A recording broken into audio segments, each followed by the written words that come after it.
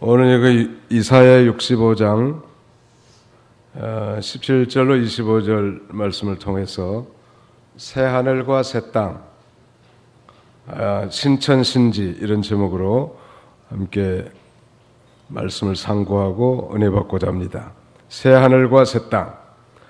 지난 시간에는 이사야 65장 전반부 1절로 16절 말씀을 통해서 하나님의 심판과 남은 자의 구원에 대해서 살펴본 바 있습니다.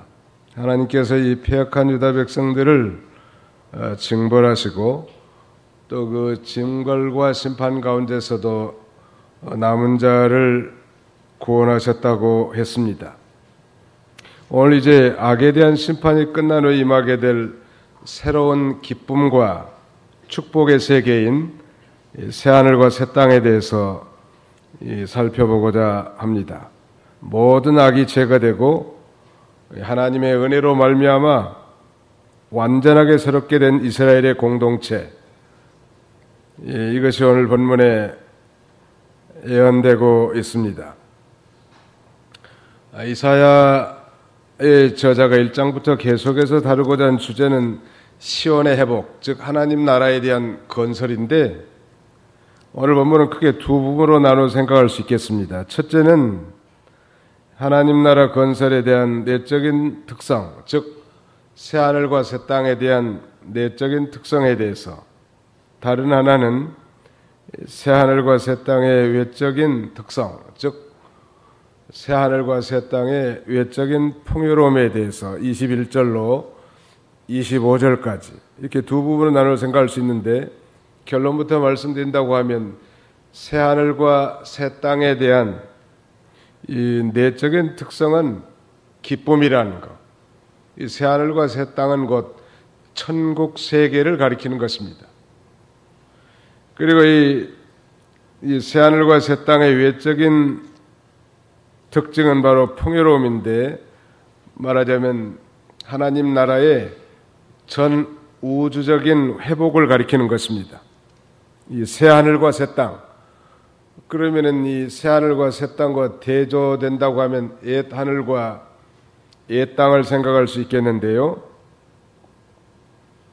오늘 보면은 이사야 예언 당시를 기준으로 본다고 하면 이 포로 잡혀간 이스라엘 백성들이 바벨론에서 귀환해 가지고 본토로 돌아와 가지고 이제 성전을 짓고 새롭게 하나님을 섬기는 세계, 그걸 가리킨다고 볼 수 있을 것입니다.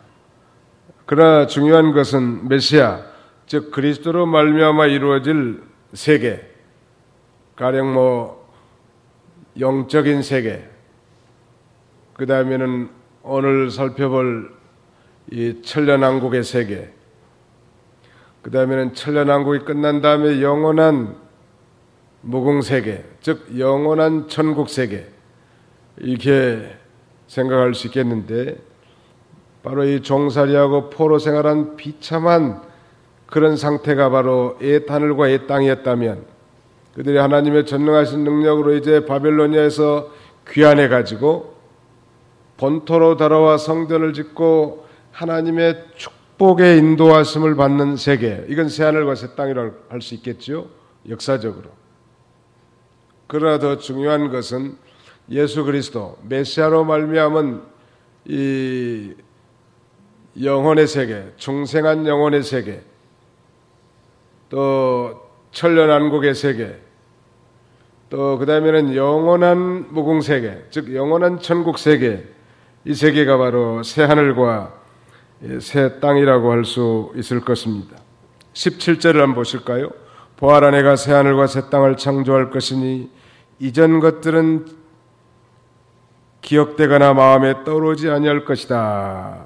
이 새하늘과 새 땅, 하나님이 창조하신 새하늘과 새 땅을 창조하셨는데, 거기 사는 사람들은 이전의 것들이 기억되거나 마음에 떠오르지 않는다는 거예요. 그러니까 이 새하늘과 새 땅은 여기서는 예수 그리스도의 재림으로 말미암은 새하늘과 새 땅, 즉 천년왕국을 가리키고 또 구원의 영적 세계를 가리키기도 하는 것입니다. 우선 요한계시록 20장 1절로 3절을 읽으시기 바랍니다. 요한계시록 20장 1절로 3절. 또 내가 보니 한 천사가 그의 손에 무저경의 열쇠와 큰 쇠사슬을 가지고 하늘에서 내려오고 있었는데 천사가 용 곧 마귀요 사탄인 옛 뱀을 잡아서 1000년 동안 결박하여 무저경에 던져 잠그고 그 위에 봉인하여 1000년이 찰 때까지 다시는 만국을 미혹하지 못하게 하였다가 그 후에 반드시 잠깐 풀려나게 될 것이다. 예, 천사가 용 곧 마귀요 사탄인 옛 뱀을 잡아서 1000년 동안 결박해서 무저경에 던져 잠근다. 좀 어려운 내용입니다만 우리 개혁주의 안에서도 이 천년설에 대해서 세 가지, 전천년설, 그 다음에는 무천년설, 그 다음에는 후천년설, 이런 것을 가르치고 또 서로 상호 존중합니다만 우리는 역사적 전천년설을 믿습니다. 도대체 이 역사적 전천년설이라는 게 뭐냐면 이게 천년왕국 전에 예수님이 재림하신다는 거예요. 그러니까 예수님이 재림하시고 이 땅에는 천년왕국이 임하게 될 것을 믿는 거예요. 무천년설은 이런 천년왕국이 역사적으로 없고 오늘 이 시대가 천년왕국 시대다라고 주장하는 거고, 후천년설은 이제 천년왕국 끝난 다음에 예수님이 재림하게 될 것을 가리키는 거예요. 그럼 우리는 우리가 이 대한민국의 역사적 전천년설을 믿는 건 전통이. 근데 오늘날 많이 미국에 가서 공부한 사람들이 웨스트민스터라든지 기타 개혁주의 신학교에 다녀와가지고 무천년설화가 돼가지고 총신대 같은 데서는 교수들이 짬뽕이요. 어떤 교수는 전천년설을 믿고 어떤 교수는 무천년설을 주장하고. 근데 우리는 이 신학교에서 전천년, 역사적 전천년설을 가르치고 또 교회에서도 마찬가지로 그렇게 가르치고 그렇게 믿는 거예요. 전천년이란 천년왕국 전에 예수님이 재림하신다. 예수님이 재림하시고 이 땅에는 1000년 동안 이제 그야말로 공의와 진리, 평화가 넘치는 나라가 세워지게 될 걸 가리킵니다. 과거에 된 동산에 말하자면 신락원 된 상태가 이제 예수 그리스도의 재림으로 말미암은 그런 복락원이 이루어질 것을 우리는 믿는단 말. 자, 17절에 보면 보아라 그랬는데 하나님께서 특별한 내용을 말씀하실 때 듣는 자들의 주의를 집중시키기 위해서 이렇게 보라, 보아라 이런 표현을 쓰지요. 어떤 분들은 이 전천년을 믿지 아니하고 그저 성도 구원의 영적 세계만을 국한시킨다는, 무천년주의자들은 영적 세계로만 얘기하는데 이 무천년을 주장하기에는 성경과 합치되지 못한 것들이 너무 많아요. 그래서 해계망측한 말도 그 합동 측에서 나온다 하는데 천천년을 사랑하는 무천년주의자, 아니면 전천년이면 전천년이고 무천년이면 무천년이지, 이게 두 개 다 배척할 수 없다는 그런 표현을 쓴 거예요. 우리는 성경에 있는 대로 전천년을 믿는 거예요. 다만 영적 세계로만 생각하지 않는단 말. 그 이유는 그곳에서는 100세 죽는 사람과 100세 못 되어 죽는 자가 있다고 했는데 20절에 보면, 20절 한번 읽어보세요. 거기는 며칠밖에 살지 못하고 죽는 유아가 없을 것이며 자기 수명을 채우지 못하는 노인이 없을 것이다. 이는 100세에 죽는 자는 아이이고 100세를 채우지 못한 자는 저주를 받은 자이기 때문이다. 이걸 그저 무슨 영생에 대한 강조 표현의 비유라고 말하고 하는데 우리는 그렇게 믿지 않고 말씀 그대로 믿는 거예요. 이 천년왕국 시대에는 100세 죽는 사람과 100세 못 되어 죽는 자가 있다는 거. 그런데 무천년주의자들은 영적 세계다, 천년왕국이. 그렇다면 영적 세계 죽는 법이 또 어디 있겠냐는 말. 또 21절에 보면 거기는 포도 농사를 하고 22절 이하에는 집을 건축하고 생산하고 25절에는 사자와 소와 뱀이 있다고 했는데 그 영적 세계에 그게 있겠냐는 말이에요. 하나님께서 내가 새 하늘과 새 땅을 창조할 것이니 그랬는데 우리가 살고 있는 하늘과 땅과 대조되는 이 세상과 다른 별개의 하늘과 땅은 아니지만 이 현재의 죄악된 하늘과 죄악된 땅을 새롭게 해가지고 의와 진리가 충만한 세상을 만들 걸 가리킨. 그래서 이제 오늘날 우리가 말세라고 하는데 이제 확연히 이제 모든 전 세계가 다 알아볼 수 있는 적그리스도가 등장하게 될 거예요 앞으로. 그래서 세상을 다 통치하려고 하는데 그걸 이제 예수님이 재림하셔서 그 모든 적그리스도의 세력을 다 멸하고 이 죄악된 세상과 땅을 새롭게 정화시킨다는 말.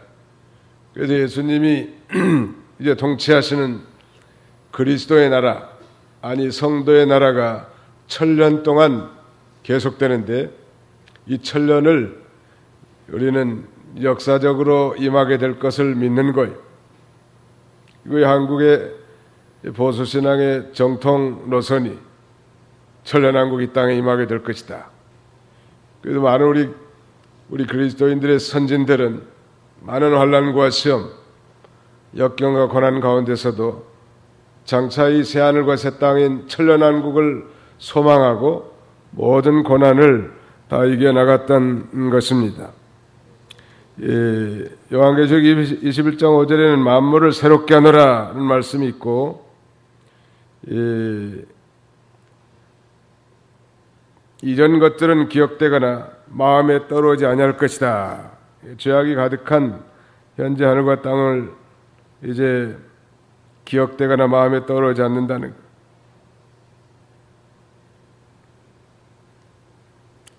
우리는 이제 신령한 영적 세계나 또 지상에 이루어질 천년왕국 세계, 여기는 마귀가 들어오지 못하기 때문에 죄가 없고 사망과 애통하는 것과 고하는 것이 없는 거룩하고 이로운 세계입니다. 우리는 이제 그리스도와 함께 우리가 영광 중에 부활해가지고 그리스도와 함께 천년왕국에서 이제 1000년 동안 왕노릇하고 다스리게 되는 거예요. 영광스러운 세계 아니에요. 그래서 오늘 본문의 이 제목을 새하늘과 새 땅이라고 했는데 이 새하늘과 새 땅은 크게 세 가지로 나눌 수 있단 말.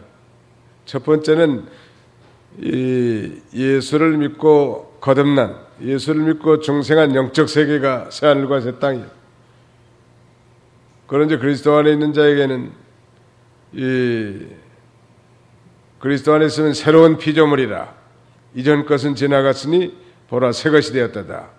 예수 믿고 구원받은 영적 세계가 새하늘과 새 땅이에요. 그 다음에 장차 임할 천년왕국이 새하늘 새 땅이에요.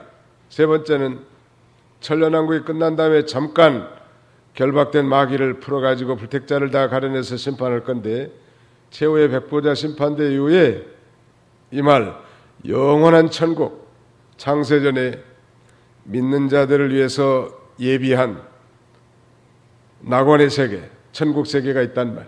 그거가 바로 이제 새하늘과 새 땅, 이렇게 세 부분으로 나누어 생각할 수 있습니다.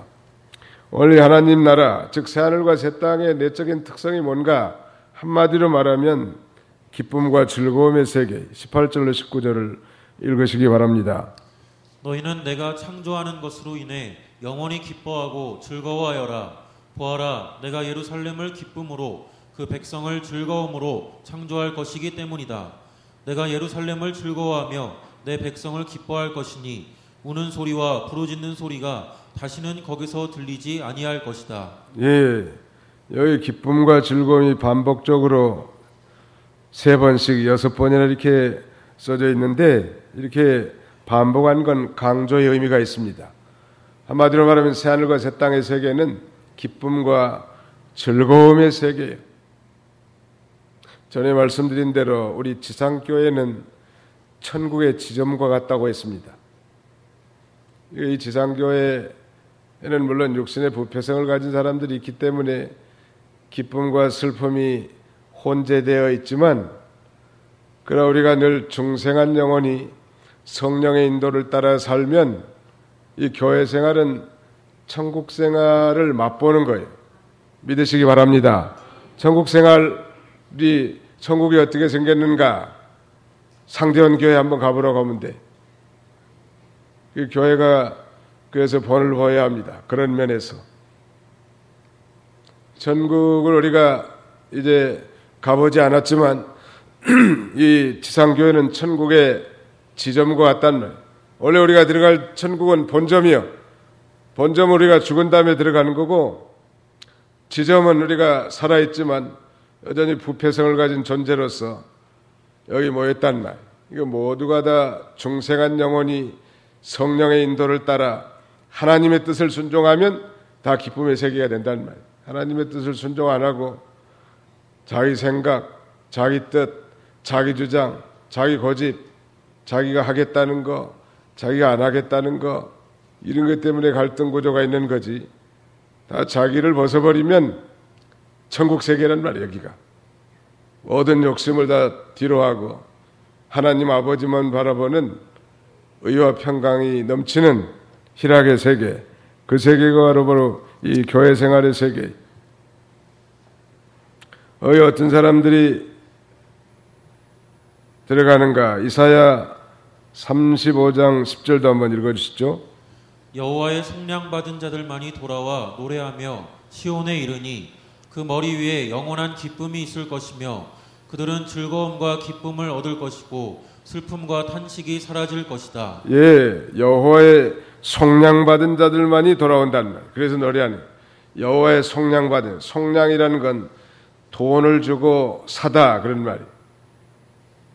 우리는 예수 그리스도의 핏값을 주고 산 여호와의 속량 받은 자들이 이 세계의 신천신지 새하늘과 새 땅에 들어가서 사는데, 거기서 노래하고 영원한 기쁨이 있단 말이에요.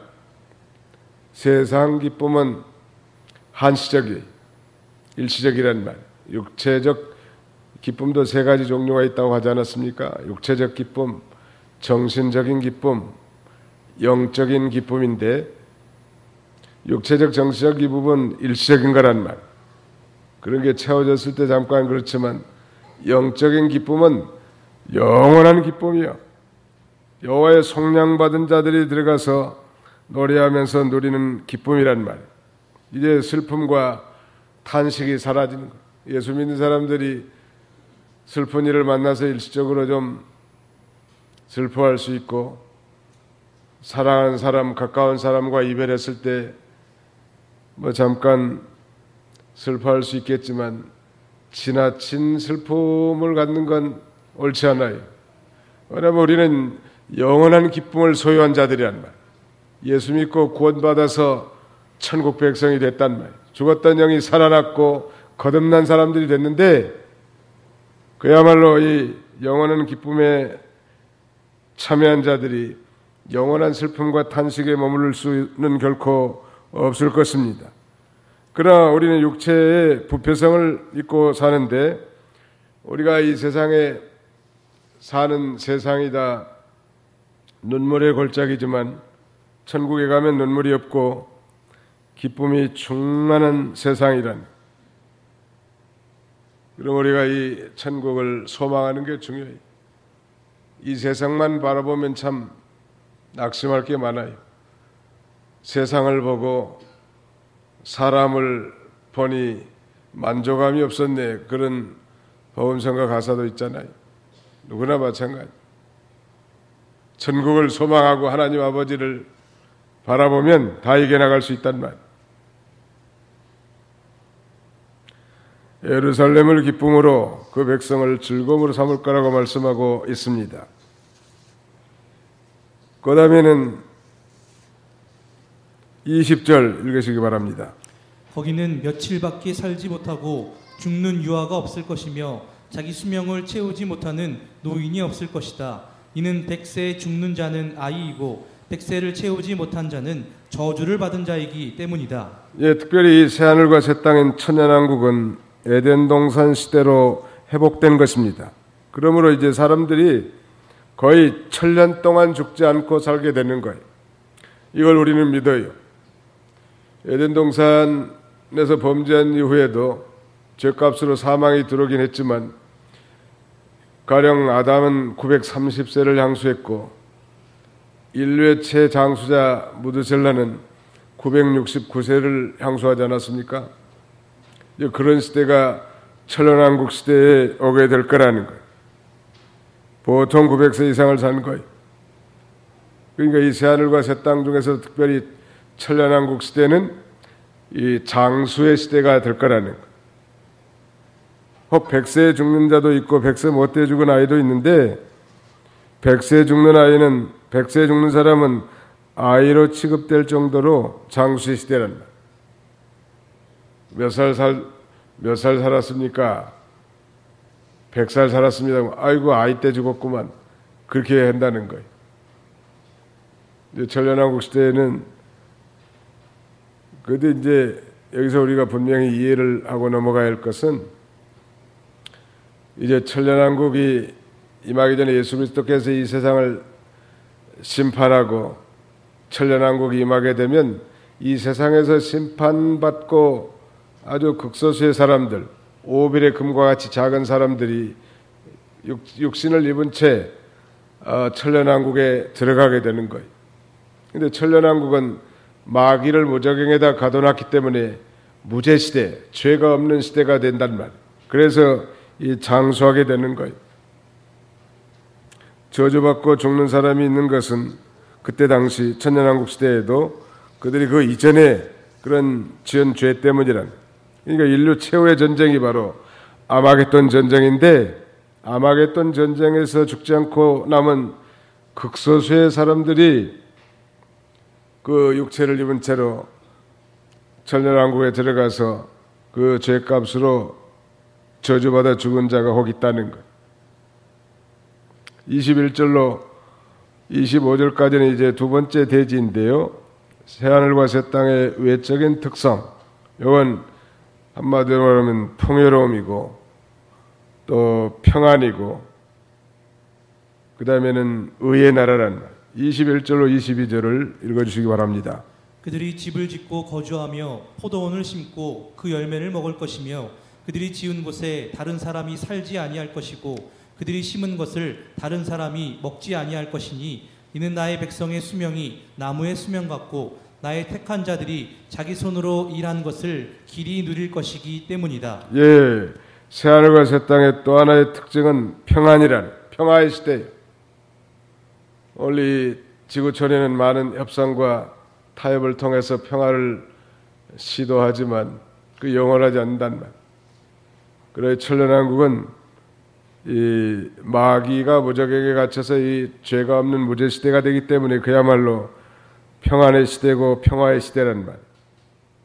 왜 사람들이 자작농을 해서 먹고 살고 자기가 포도원을 재배해서 그 열매를 먹고 자기가 집을 짓고 산다는 것. 남의 걸 빼앗아 먹는 것도 없고 빼앗긴 일도 없다는 것. 전쟁이 나서 빼앗기거나 또 도적이 와서 도적질해가는 그런 시대가 아니라는 것. 이거 하나님께서 궁극적으로 죄로 인하여 저주받은 자연계에도 완전히 회복시키고 있는 거예요. 오늘 이 지구촌에서도 기독교를 받아들인 나라들이 환경 보존이 더 잘 돼 있어요. 점점점 회복돼 나간단 말. 또 예수 믿는 사람들이 환경 보호에 앞장서야 돼. 다른 안 믿는 사람들보다. 이 아담의 죄값으로 말미암아 사람만 저주받아서 죽음이 들어온 게 아니고 온 자연계도 다 저주를 받았습니다. 그래서 이 모든 피조물들도 하나님의 아들들이 나타나기를 간절히 사모하는 거예요. 즉 예수 믿고 구원 받은 사람들이 나와야 자연의 소중함, 환경의 소중함, 동물을 사랑함 이런 것들이 나오게 돼 있단 말이에요. 그러나 이 천년왕국 시대는 이제 완전히 자연계도 회복되는 복락원이 되게 될 것입니다. 나의 백성의 수명이 나무의 수명 같고 그랬는데요. 천년왕국 시대에는 사람이 죽지 않고 약 1천년간 살게 될 것이므로 나무같이 오래 산다. 보통 오래된 나무는 한 1000년 정도 산다 그래요. 저희는 거주의 한계가 없고 모든 나라의 국경도 다 없어지고 전 세계가 이제 그리스도의 나라가 되는 거예요. 오늘날 전 세계는 200개 이상의 정권과 통치자들이 나라를 다스리고 있지만 예수님이 재림하시면 이 세상은 다 심판받고 하나의 정권, 그리스도의 정권만 들어서는 거예요. 그게 바로 천년왕국이죠. 우리는 그 그리스도와 함께 영광 중에서 이제 왕노릇하는 거예요. 그리고 천년왕국이 끝나면 어떻게 되겠는가? 천년왕국 끝나면 이제 이 불택자들도 다 부활하게 됩니다. 최후의 백보자 심판대에서 심판을 받는데 믿는 자는 오른쪽으로, 믿지 않는 자는 왼쪽에 양과 염소를 구분하는 거예요.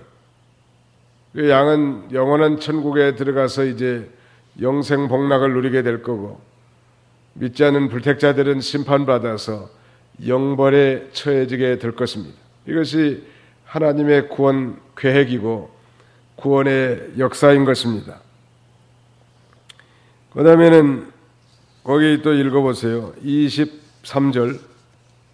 그들의 수고가 헛되지 아니하며 그들이 낳은 자손이 재난을 당하지 아니할 것이니 그들은 여호와의 복을 받은 자손이며 그들의 후손도 그들과 함께할 것이기 때문이다. 예, 이사야서는 특별히 범죄한 유다 백성들의 포로 잡혀갈 것과 그 다음에는 그 후에 그들이 회복될 것을 말씀하고 있다고 그랬죠. 즉 여호와 하나님의 심판과 회복에 대해서 말씀하고 있는데, 이 부분은 이스라엘 즉 유다 백성들의 이 포로 귀환 이후에 이어지는 이 축복된 상태를 말씀하고, 또 나아가서는 이제 새 하늘과 새 땅, 즉 천년왕국에서 회복될 축복의 말씀인데, 천년왕국은 거의 에덴 동산 회복이므로 그야말로 이제 가시와 엉겅퀴도 없고 해하는 그런 짐승도 없단 말이에요.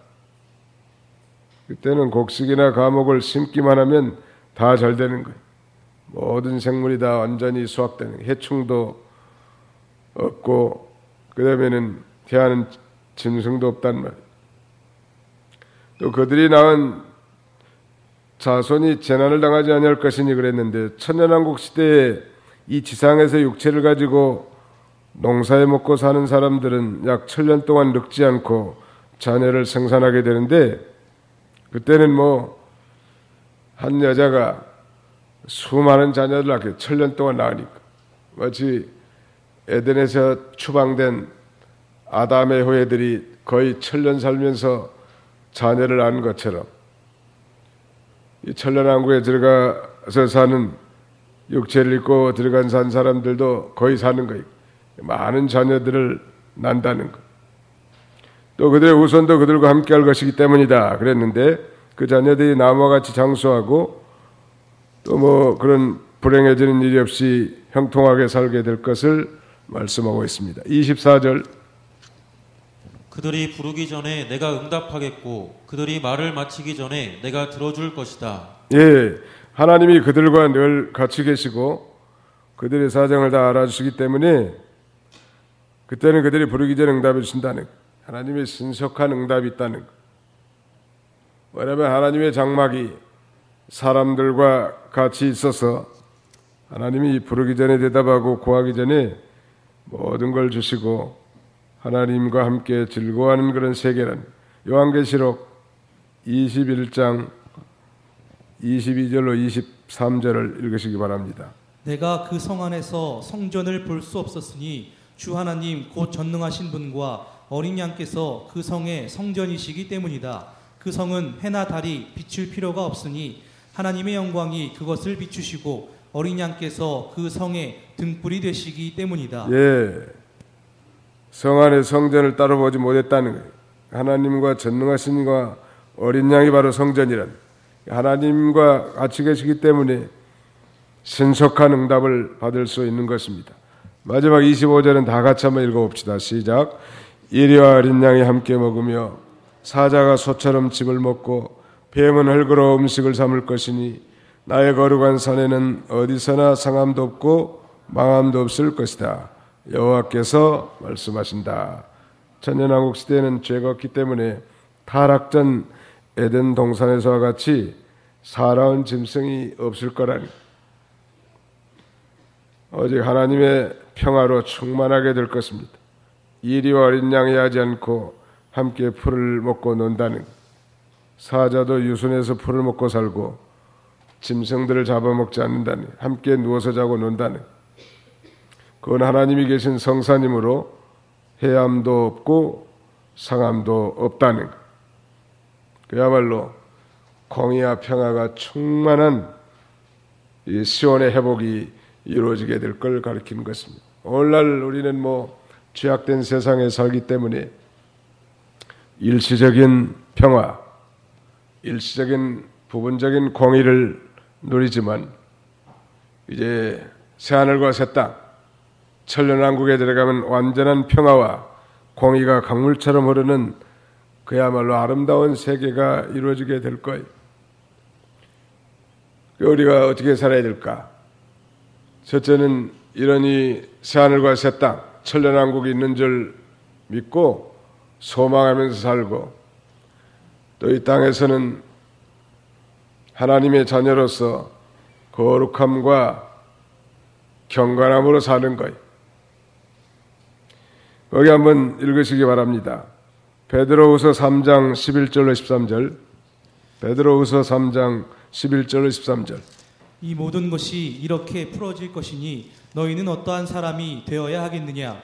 거룩한 행실과 경건함으로 하나님의 날이 임하기를 바라고 간절히 사모하여라. 그날에 하늘들이 불에 타서 풀어지고 원소들은 불에 녹아 버릴 것이다. 그러나 우리는 주님의 약속대로 의가 거하는 새 하늘과 새 땅을 바라본다. 예, 새 하늘과 새 땅을 날마다 바라보고 거룩한 행실과 경건함으로 살라는, 범죄하지 말고 하나님 말씀대로 잘 순종해서 하나님의 사람으로 살라는 거예요. 소망 가운데서 늘 하나님의 날이 임하기를 사모하며 사는 거예요. 이 세상에는 눈물과 슬픔, 이별과 곡하는 일들이 참 많이 있습니다. 낙심될 일도 많고. 그러나 우리는 부족하지만 이런 확실한 소망 있는 사람들이, 그 소망 때문에 우리가 어긋난 땅 길로 가다가도 또 바로 서는 거예요. 그 소망 때문에 경건하게 살지 못하가도 경건하게 살고, 거룩하게 살지 못하가도 다시 정신 차리고 거룩하게 사는 것. 이런 소망을 붙들고 날마다 이 복된 삶을 사는 저와 여러분들이 다 되시기를 주님의 이름으로 축원합니다. 기도합시다.